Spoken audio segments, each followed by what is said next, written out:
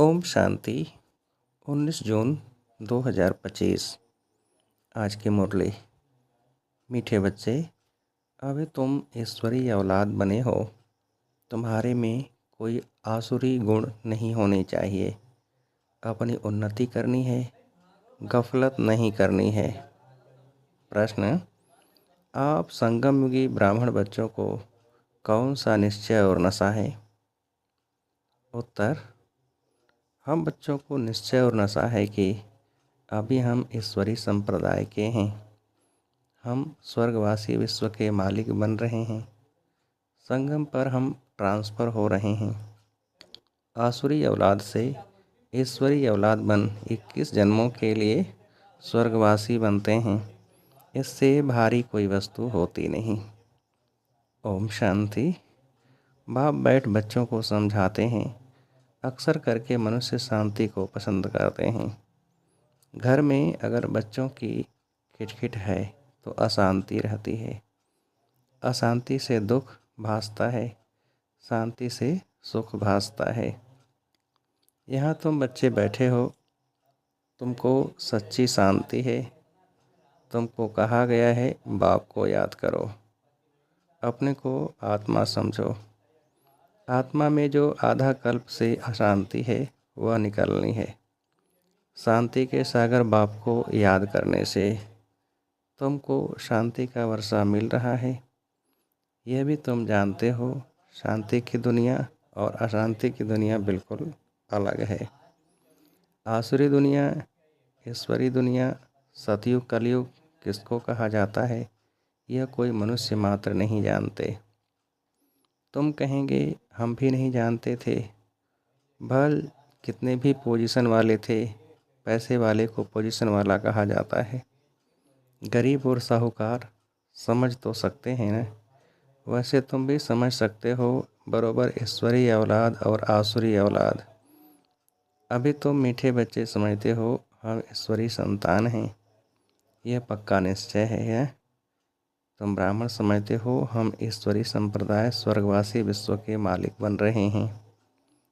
हरदम वह खुशी रहनी चाहिए। बहुत थोड़े हैं जो यथार्थ रीति से समझते हैं।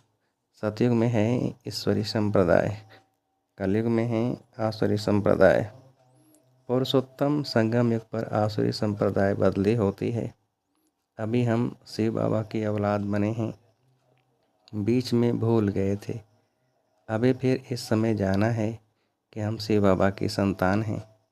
वहाँ सतयुग में कोई अपने को ईश्वरी औलाद नहीं कहलाते, वहाँ हैं दैवी औलाद। इनके पहले हम आसुरी औलाद थे, अभी ईश्वरी औलाद बने हैं। हम ब्राह्मण भी के हैं, रचना है एक बाप की। तुम सब भाई बहन हो और ईश्वरी औलाद हो। तुम जानते हो बाबा से राज्य मिल रहा है। भविष्य में जाकर हम दैवी स्वराज्य पाएंगे, सुखी होंगे। बरोबर सतयुग है सुख का धाम, कलयुग है दुख धाम। यह सिर्फ तुम संगम युगी ब्राह्मण जानते हो। आत्मा ही ईश्वरी औलाद है। यह भी जानते हो बाबा स्वर्ग की स्थापना करते हैं, वह रचता है ना। नर्क का क्रिएटर तो नहीं है, उनको कौन याद करेंगे। तो मीठे मीठे बच्चे जानते हो बाप स्वर्ग की स्थापना कर रहे हैं। वह हमारा बहुत मीठा बाप है। हमको 21 जन्मों के लिए स्वर्गवासी बनाते हैं। इससे भारी वस्तु कोई होती नहीं, यह समझ रखनी चाहिए। हम ईश्वरी औलाद हैं तो हमारे में कोई आसुरी अवगुण होना नहीं चाहिए। अपनी उन्नति करनी है, समय बाकी थोड़ा है। इसमें गफलत नहीं करनी चाहिए, भूल न जाओ। देखते हो बाप सम्मुख बैठा है, जिनकी हम औलाद हैं। हम ईश्वरी बाप से पढ़ रहे हैं दैवी औलाद बनने के लिए, तो कितनी खुशी होनी चाहिए। बाबा सिर्फ कहते हैं मुझे याद करो तो विक्रम विनाश हो जाए। बाप आए ही हैं सबको ले जाने। जितना जितना याद करेंगे उतना विक्रम विनाश होंगे। अज्ञान में जैसे कन्या की सगाई होती है, तो याद बिल्कुल छप जाती है। बच्चा पैदा हुआ और याद छप जाती है। यह याद तो स्वर्ग में भी छप जाती, नरक में भी छप जाती। बच्चा कहेगा यह हमारा बाप है। अब यह तो है बेहद का बाप, जिसे स्वर्ग का वर्षा मिलता है, तो उनकी याद छप जानी चाहिए। बाप से हम भविष्य 21 जन्मों का फिर से वर्षा ले रहे हैं। बुद्धि में बसा ही याद है। यह भी जानते हो मरना तो सबको है, एक भी रहने का नहीं है। जो भी डियरेस्ट से डियरेस्ट, प्यारा से प्यारा है, सब चले जाएंगे। यह सिर्फ तुम ब्राह्मण ही जानते हो कि यह पुरानी दुनिया अब गई की गई। उसके जाने के पहले पूरा पुरुषार्थ करना है। जब ईश्वरीय औलाद हैं तो अथाह खुशी होनी चाहिए। बाप कहते रहते हैं बच्चे अपना जीवन हीरे जैसा बनाओ। वह है डीटी वर्ल्ड, यह है डेविल वर्ल्ड। सतयुग में कितना अथाह सुख रहता है, वह बाप ही देते हैं। यहाँ तुम बाप के पास आए हो, यहाँ बैठ तो नहीं जाएंगे। ऐसे तो नहीं सब इकट्ठे रहेंगे, क्योंकि बेहद बच्चे हैं। यहाँ तुम बहुत उमंग से आते हो। हम जाते हैं बेहद के बाप पास। हम ईश्वरीय औलाद हैं, गॉड फादर के बच्चे हैं, तो हम क्यों न स्वर्ग में होने चाहिए। गॉड फादर तो स्वर्ग रचते हैं ना। अब तुम्हारी बुद्धि में सारे वर्ल्ड की हिस्ट्री जोग्राफी है। जानते हो हेवनली गॉड फादर हमको हेवन के लायक बना रहे हैं। कल्प कल्प बाद बनाते हैं।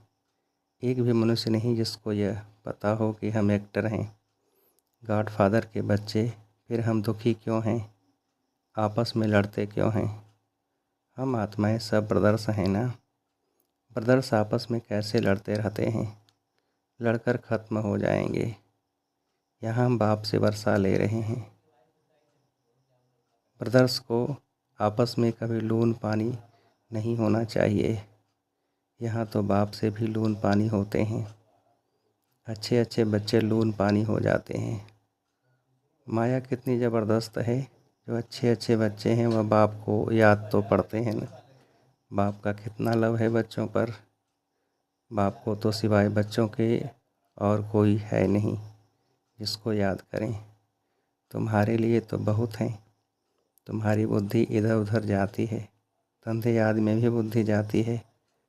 हमारे लिए तो कोई धंधा आदि भी नहीं है।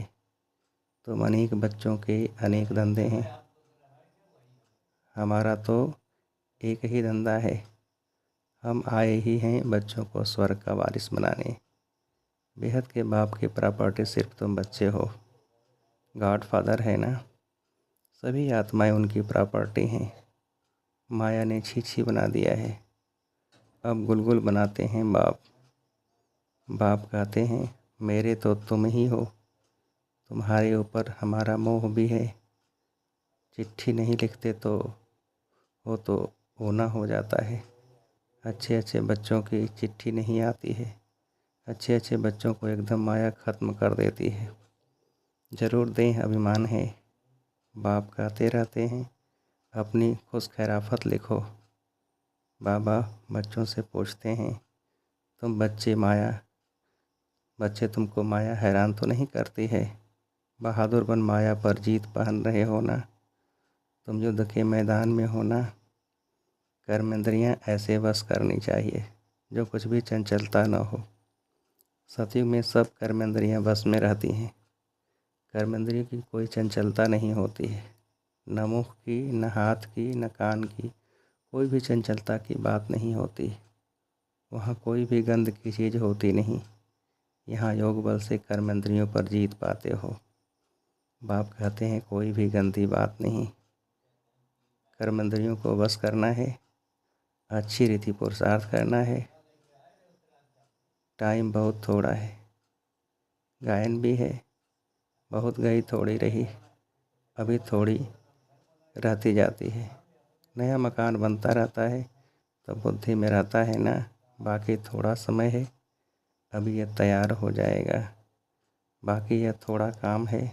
यह है हद की बात, यह है बेहद की बात। यह भी बच्चों को समझाया गया है। उन्हों का है साइंस बल, तुम्हारा है साइलेंस बल। है उनका भी बुद्धि बल, तुम्हारा भी बुद्धि बल।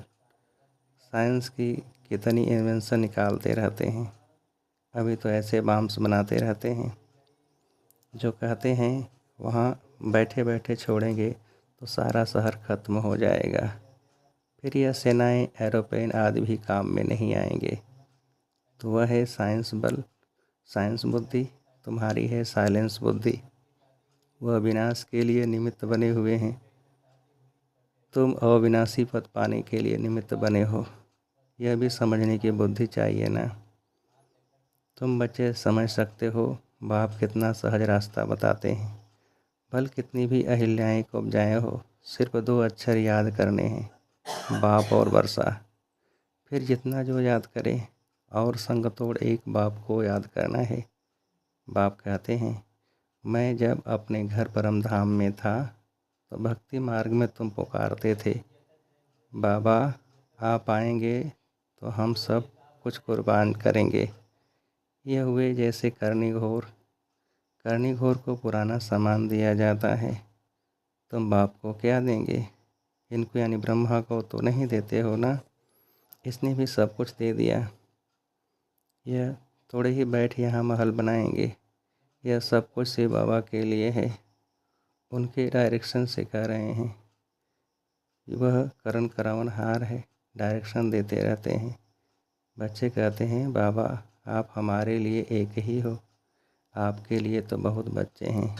बाबा फिर कहते हमारे लिए सिर्फ तुम बच्चे हो, तुम्हारे लिए तो बहुत हैं। कितने देह के संबंधियों की याद रहती है। मीठे मीठे बच्चों को बाप कहते हैं जितना हो सके बाप को याद करो और सबको भुलाते जाओ। स्वर्ग की राजाई का मक्खन तुमको मिलता है, जरा ख्याल तो करो कैसे यह खेल की रचना है। तुम सिर्फ बाप को याद करते हो और सुदर्शन चक्रधारी बनने से चक्रवर्ती राजा बनते हो। अभी तुम बच्चे प्रैक्टिकल में अनुभवी हो। मनुष्य तो समझते हैं भक्ति परंपरा से चली आई है, विकार भी परंपरा से चले आए हैं। इन लक्ष्मी नारायण राधे कृष्ण को भी तो बच्चे थे ना। अरे हाँ, बच्चे क्यों नहीं थे, परंतु उन्हों को कहा जाता है संपूर्ण निर्विकारी। यहाँ है संपूर्ण विकारी। एक दो को गालियाँ देते रहते हैं। अब तुम बच्चों को बाप श्री श्री की श्रीमत मिलती है, तुम श्रेष्ठ बनाते हैं तुमको। अगर बाप का कहना नहीं मानेंगे तो फिर थोड़े ही बनेंगे।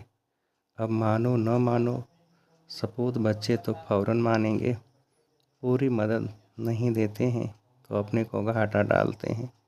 बाप कहते हैं मैं कल्प कल्प आता हूँ, कितना पुरुषार्थ कराता हूँ, कितना खुशी में ले जाते हैं।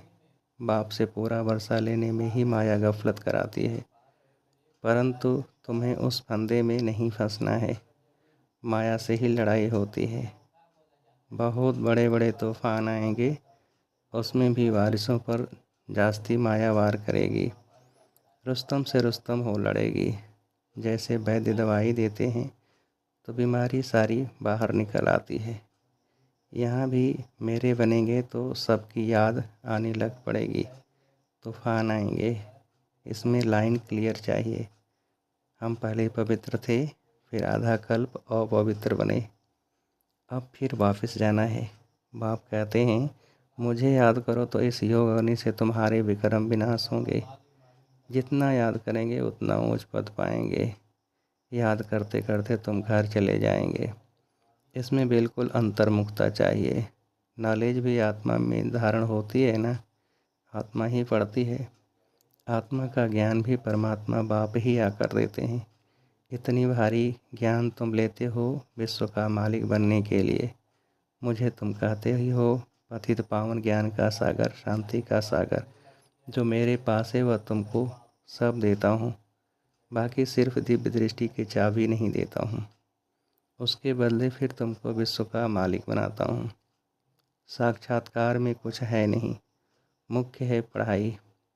पढ़ाई से तुमको 21 जन्म का सुख मिलता है। मीरा की भेंट में तुम अपने सुख की भेंट करो। वह तो कलयुग में थी, दीदार किया फिर क्या। भक्ति की माला ही अलग है, ज्ञान की माला अलग है, रावण की रजाई अलग, तुम्हारी रजाई अलग। उनको दिन उनको रात कहा जाता है। अच्छा, मीठे मीठे से खेलते बच्चों प्रति माता पिता बाप दादा का याद प्यार और गुड मॉर्निंग। रूहानी बाप की रूहानी बच्चों को नमस्ते। हम रूहानी बच्चों की रूहानी बाप को नमस्ते। धारणा के लिए मुख्य सार। पहली पॉइंट, याद के बल से अपनी कर्मेंद्रियां ऐसी वश करनी है जो कोई भी चंचलता न रहे। टाइम बहुत थोड़ा है, इसलिए अच्छी रीति पुरुषार्थ कर माया जीत बनना है। दूसरी पॉइंट, बाप जो ज्ञान देते हैं उसे अंतर्मुखी बन धारण करना है। कभी भी आपस में लून पानी नहीं होना है। बाप को अपनी खुश खैराफत का समाचार जरूर देना है। वरदान, कल्याणकारी वृत्ति द्वारा सेवा करने वाले सर्व आत्माओं की दुआओं के अधिकारी भव। विस्तार, कल्याणकारी वृत्ति द्वारा सेवा करना यही सर्व आत्माओं के दुआएं प्राप्त करने का साधन है। जब लक्ष्य रहता है कि हम विश्व कल्याणकारी हैं तो अकल्याण का कर्तव्य हो नहीं सकता। जैसा कार्य होता है वैसी अपनी धारणाएं होती हैं। अगर कार्य याद रहे तो सदा रहमदिल, सदा महादानी रहेंगे। हर कदम में कल्याणकारी वृत्ति में जैसे चलेंगे, मैंपन नहीं आएगा, निमित्तपन याद रहेगा। ऐसे सेवाधारी को सेवा के रिटर्न में सर्व आत्माओं की दुआओं का अधिकार प्राप्त हो जाता है। स्लोगन, साधनों की आकर्षण साधना को खंडित कर देती है।